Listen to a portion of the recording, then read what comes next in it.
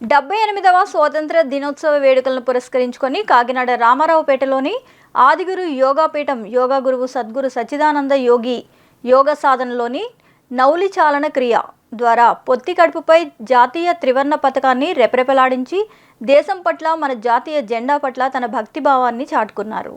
భారతదేశ సంస్కృతిని ప్రతిబింబిస్తూ దేశభక్తిని చాటాలనే ఉద్దేశంతో మన సనాతన సంస్కృతిలో భాగమైన యోగా ద్వారా ఈ యొక్క స్వాతంత్ర దినోత్సవ వేళ జాతీయ జెండాను వినూత్నంగా ఎగరవేయాలనే ఆలోచనతో యోగ శాస్త్రంలో చెప్పబడినటువంటి నౌలి చాలన క్రియ అనే పద్ధతి ద్వారా పొట్ట కండరాలపై జాతీయ జెండాను ఎగరవేసే ఆలోచన చేయడం జరిగిందని ఆదిగురు యోగపీఠం వ్యవస్థాపకులు సద్గురు సచ్చిదానంద యోగి తెలిపారు.